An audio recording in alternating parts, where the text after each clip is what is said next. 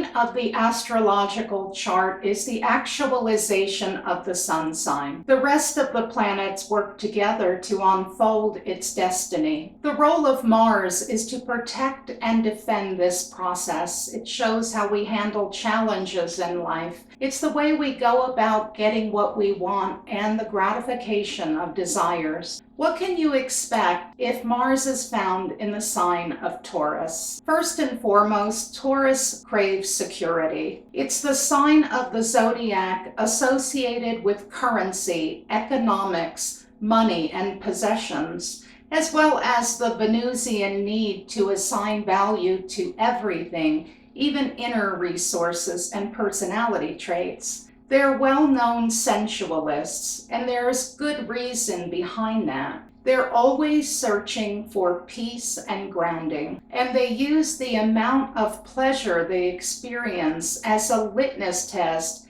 for how well they're doing in life. This brings us to another feature of Taurus. They have an aesthetic sense and care about the way things look. Taurus men tend to be vain and proud of how they look after all they've been through. Straight women with this Mars tune into male beauty and tend to like graceful partners. You see them admiring ballet dancers and ice skaters rather than muscle men. Now, each zodiac sign corrects for the excesses of the previous sign. The first of the zodiac, Aries, is combative and active and spontaneous and bold. So the next sign, Taurus, has a pronounced peace-loving, passive, persistent nature. This is a feminine Mars, and that's very appropriate because Taurus was at one time a cow, a bovine. Think of the symbols of both the cow and the bull. They're rather slow.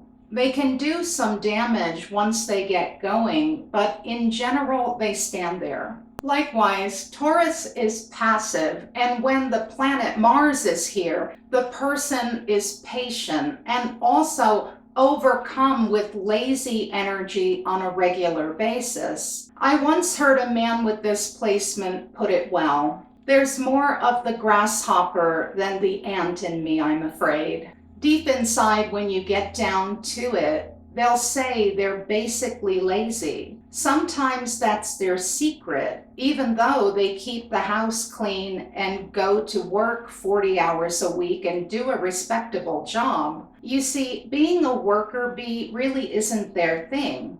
In the past 3 sentences, I've used grasshopper, ant, and bee because we're talking about Taurus, and therefore words associated with the natural world are coming up. Unlike the fire signs who feel at home in the realms of vision and fantasy, the earth signs have a significant connection to nature, most especially Taurus. They gain peace and sustenance from it. They just like to be among the trees relaxing because nature matches the bull's slow pace. They learn from it. They learn the endurance of the inchworm climbing up that little thread, the serenity of the praying mantis, the squirrel's foresight in burying acorns. Mars in Taurus seeks this world primarily because it brings them peace and calm. Other Taurus environments include museums, brokerages, spas, gardens. They tend to like things that are soothing, so give them a steam room, a soft pillow, a hammock, and tasteful things to look at and feel. But now, here's the question at the center of the shrubbery maze. How does the itchiest planet that's most prone to action operate in this rather laid-back, resistant sign? One of the actions you see is that Mars in Taurus is driven to keep acquiring security, and it spends much of its energy trying to keep things from changing.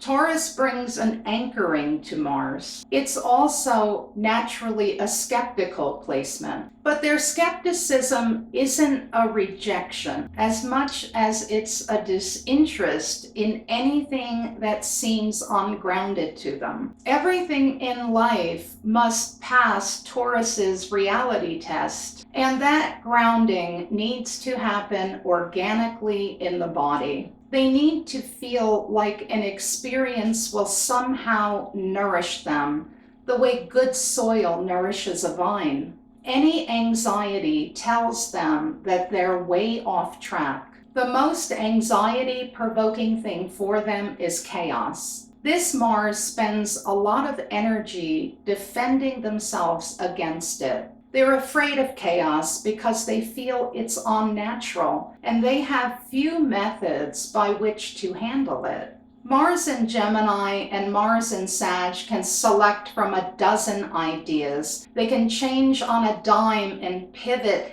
and even proceed without an idea of what they're going to do.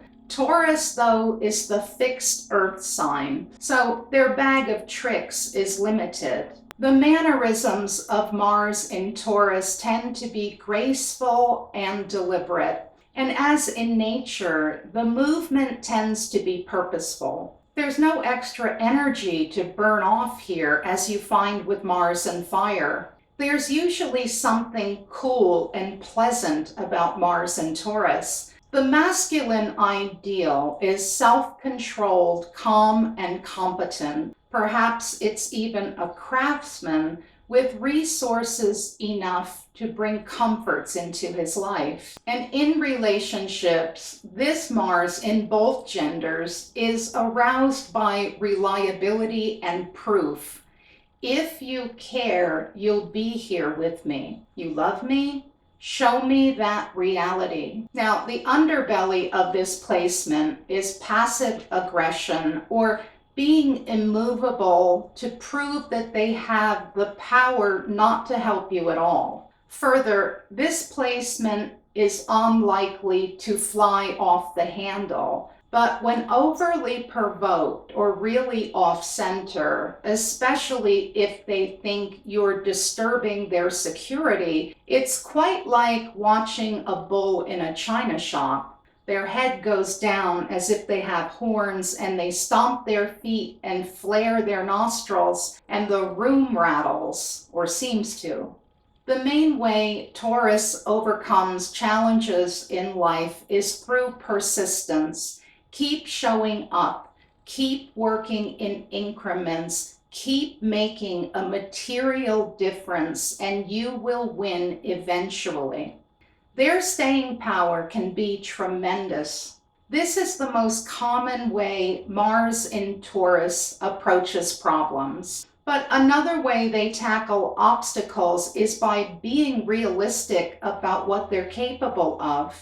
They'll therefore walk away and not commit to something if they feel it's out of their skill set. Mars and all the Earth signs are accurate about their abilities, but Taurus is the most realistic of all. Thank you for watching Secrets from an Astrologer's Desk, Mars in Taurus. I'm Joy. Mars in Virgo is next.